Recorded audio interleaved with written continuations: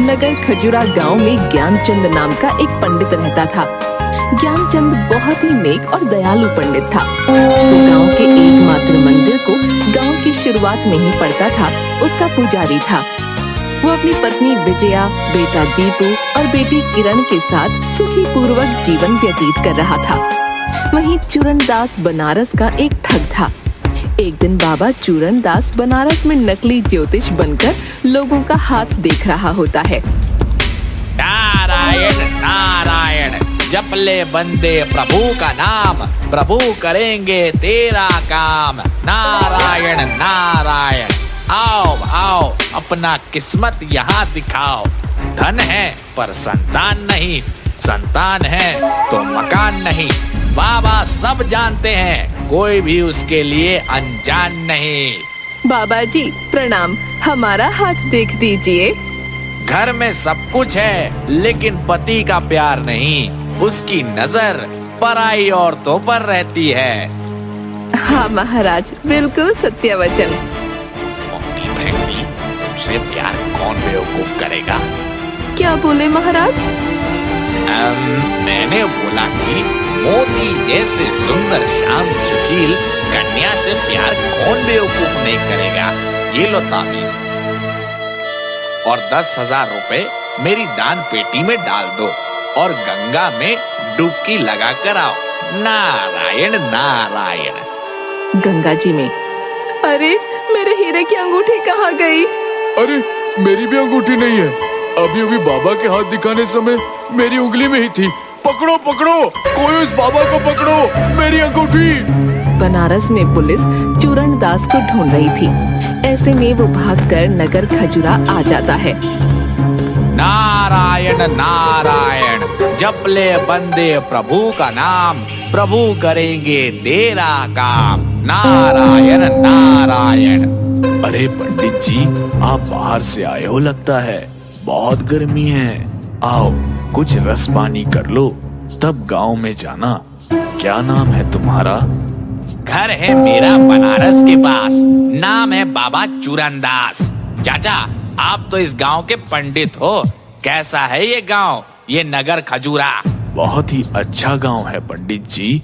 गांव का ये एकमात्र मंदिर है और सारा दान चढ़ावा इसी मंदिर में चढ़ाया जाता है। प्रभु की कृपा से यहाँ कोई कमी नहीं है। सभी लोग अच्छे और धार्मिक हैं। वाह, जैसा सुना था वैसा ही आपने बताया। जैसा आप सोच रहे हैं ना, उससे भी कई अधिक अच्छा गांव है। आओ मैं तुम्हें अपना गांव घुमा दूं। नारायण नारायण, बहुत ही नेक विचार है आपका। आप मेरे गुरु तुल्य हैं। जैसी आपकी इच्छा, जप ले बंदे प्रभु का नाम, प्रभु करेंगे तेरा काम। नारायण नारायण। बाबा चूरनदास का गांव वाले बहुत ही अच्छा स्वागत करते हैं और उन्हें यथाशक्ति दान दक्षिणा देकर विदा करते हैं। भारी मात्रा में दान धन संपत्ति पाकर चूरनदास अपने घर चला जाता है। लेकिन लालची चूरनदास सोचता है कि जब वो एक दिन में गांव वालों से इतना धन संपत्ति एकत्रित कर पाया है, तो पंडित ज्ञानचंद कितना कमा रहा होगा। ये सोचकर कुछ दिनों बाद वो फिर पंडित ज्ञानचंद के पास पहुंचता है। चाचा, ओ मेरे चाचा, देखो आपका चेला चूरनदास आया है। अरे बाबा चूरनदास, कैसे हो बंधु? बस गुरुजी, आपकी कृपा से सब ठीक है। जब से मैं आपसे मिला हूँ तब से चैन से सो नहीं पाया हूँ। बार बार मेरा दिल कहता है कि मैं आपके चरण में पड़ा रहूं। मेरे सच्चे गुरु आप ही हो, मुझे अपनी शरण में ले लो महाराज। अरे चूरनदास, आओ आओ, तुम्हारे जैसा शिष्य पाकर मैं धन्य हो गया। इतना नेक विचार रखने वाले लोग अभी के जमाने में कम ही मिलते हैं। मुझे भी एक सहायक की ही जरूरत थी। इतने बड़े गांव में एक ही मंदिर होने के कारण मुझे घरवार के लिए समय ही नहीं मिलता था। गुरुजी, आप महान हो, आप मेरे लिए साक्षात भगवान हो। आपका शिष्य बनकर मैं धन्य हो गया। बहुत ही भाग्य से आए हो चुरंदास। आज गांव के सरपंच हुकुमचंद की बेटी की शादी है। वहां पर गांव के लोग इकट्ठे होंगे। वहां सभी से मैं तुम्हारा परिचय करवा दूंगा। सरपंच हुकुमचंद की बेटी की शादी में ज्ञानचंद बाबा चूरणदास का परिचय अपना शिष्य के रूप में करवाते हैं। गांव के सभी लोग ज्ञानचंद पर अटूट विश्वास रखते थे और उनके प्रति काफी श्रद्धा थी। इसलिए वो ज्ञानचंद के साथ साथ बाबा चूरणदास को भी दान दक्षिणा देकर विदा करते हैं। जल्द ही बाबा चूरणदास ज्ञानचंद की तरह सारे गांव में फेमस हो जाता है। लोगों का विश्वास जीतने के बाद एक दिन, गुरुजी, आपको गैस की समस्या है क्या? ये गोली 1 सप्ताह तक सेवन कीजिए, हमेशा के लिए गैस दूर हो जाएगा। अरे बेटा, ये गैस मेरे मरने के बाद ही जाएगा। बहुत सी जड़ी बूटी और दवा का सेवन करके देख लिया। लाओ, तुम्हारी गोली भी खाकर देख लेता हूँ। ज्ञानचंद गोली का सेवन करने लगता है। चूरणदास उसको गोली में नशीली वस्तु मिलाकर देता था, जिसके कारण धीरे धीरे ज्ञानचंद की हालत बिगड़ने लगती है और वो पागलों जैसी हरकतें करने लगता है। एक दिन चूरणदास भगवान के मुकुट को, जो कि 15 किलो सोने से बना था, उसे गायब कर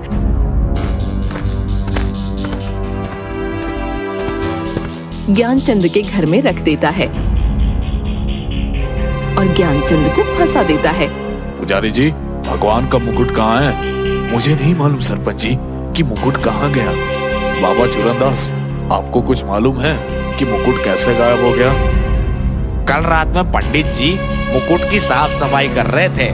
जब मैंने पूछा सवेरे भी साफ कर लेते, तो उन्होंने बोला कि सुबह में मंदिर में लोग पूजा करने आ जाते हैं, उससे उन्हें समय नहीं मिलता।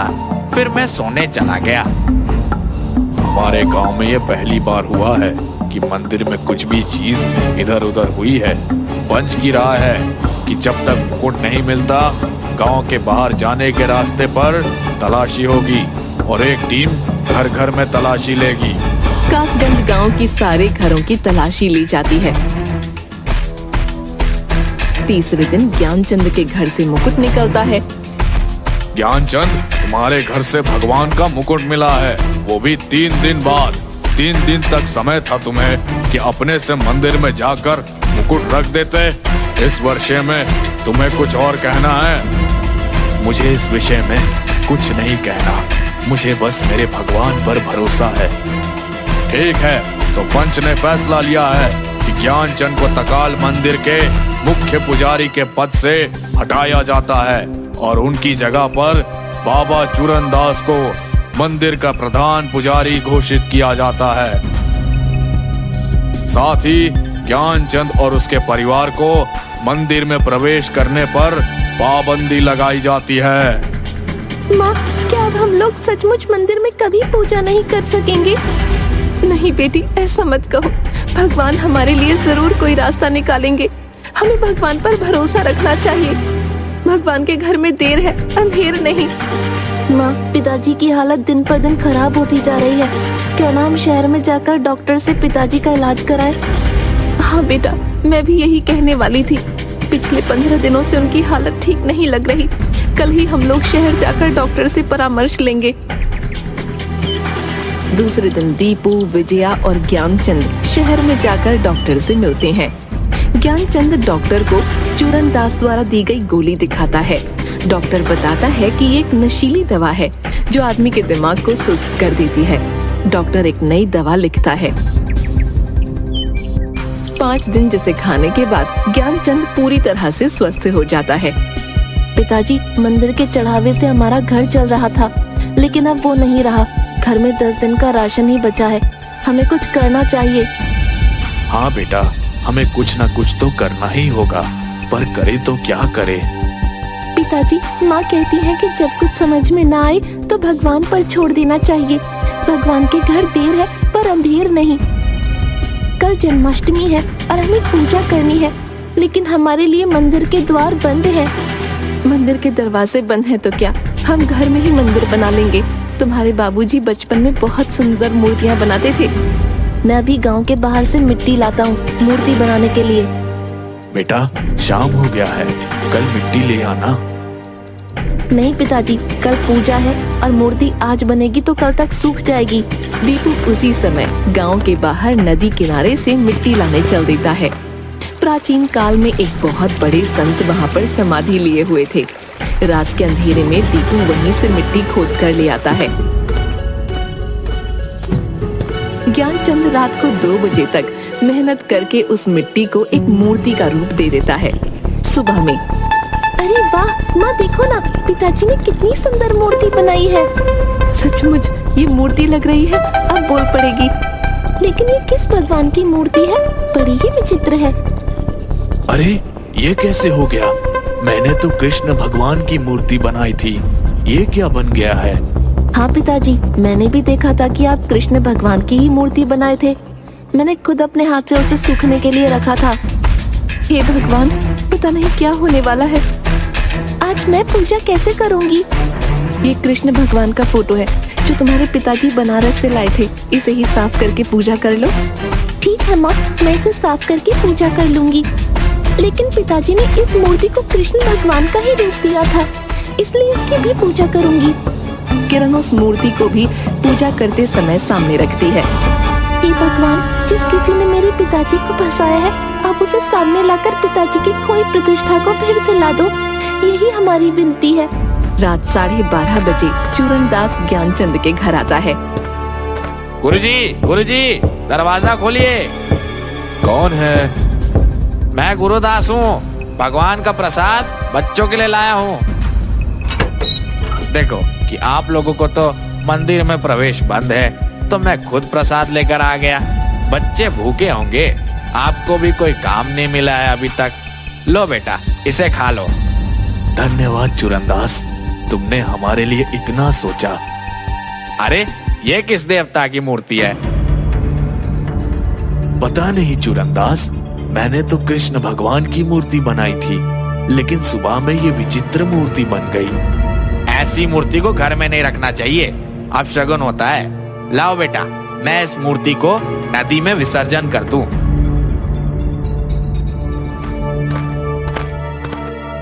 जैसे ही मूर्ति लेकर मंदिर की ओर चलता है, मूर्ति भारी होने लगती है। आधे रास्ते में इतनी भारी हो जाती है कि मूर्ति उसके हाथ से छूटकर पैरों पर गिर जाती है और उसके पैर जमीन में धंसते चले जाते हैं। वो चिल्लाना चाहता है, लेकिन उसकी आवाज नहीं निकलती। तभी मूर्ति से डरावनी आवाज आती है। बता, तूने ज्ञानचंद के साथ ऐसा क्यों किया? मैंने कुछ नहीं किया। तुम्हारे पास 12 घंटे हैं अपना अपराध कबूल करने के लिए। कल 1 बजे तक अगर अपना अपराध कबूल नहीं किया तो तुम पत्थर के हो जाओगे। हर घंटे तुम्हारा शरीर पत्थर में बदलता जाएगा। नहीं, मैं नहीं जानता कि तुम देव हो, दानव हो या गुरुदेव हो। कृपा करके मुझे यहाँ से निकालो, मेरा पैर पत्थर का होते जा रहा है। मूर्ति उसी समय वहाँ मिट्टी में धंसकर विलीन हो जाती है। सुबह में वहाँ पर भीड़ लग जाती है। चूरनदास का नीचे से कमर का शरीर पत्थर का बन चुका था। 1-2 घंटे में सभी लोग वहाँ पहुँच जाते हैं। चूरनदास के सिर्फ छाती के ऊपर के शरीर में ही जान होती है, बाकी पत्थर में बदल चुका होता है। ये कैसे हो गया बाबा? आपका शरीर पत्थर का कैसे बन गया? भाई लोग, आप पहले शांत हो जाइए, मेरे पास समय नहीं है। हो सकता है मुझे बोलते बोलते मेरा मुंह भी पत्थर का हो जाए। उससे पहले मुझे कुछ कबूल करना है। क्या कबूल करना है पुजारी जी? कुछ समझ नहीं आ रहा, साफ साफ समझाइए। मैं कोई पुजारी नहीं, बनारस का एक ठग हूँ। मैं जब से यहाँ आया हूँ तो यहाँ के लोगों का दान दक्षिणा देखकर मुझे लालच आ गया। लेकिन तुमने तो मुझे बताया था कि मैं पंडित हूँ और घूम घूम कर दक्षिणा मांगकर घर चलाता हूँ। गुरुजी, मुझे माफ कर दीजिए गुरुजी। मैं ही आपके घर में मुकुट रखकर आपको फंसाया था, ताकि मैं मंदिर का मुख्य पुजारी बन आराम से रह सकूं। पंच ये फैसला सुनाती है कि इस व्यक्ति चूरनदास को मंदिर के प्रधान पुजारी के पद से हटाया जाता है और पुजारी ज्ञानचंद को फिर से मंदिर का प्रधान पुजारी नियुक्त किया जाता है। कोतवाल जी, इस बनारसी ठग को पकड़कर ले जाइए। तभी चूरनदास के शरीर में एक विस्फोट होता है और उसका शरीर जो पत्थर का बन चुका था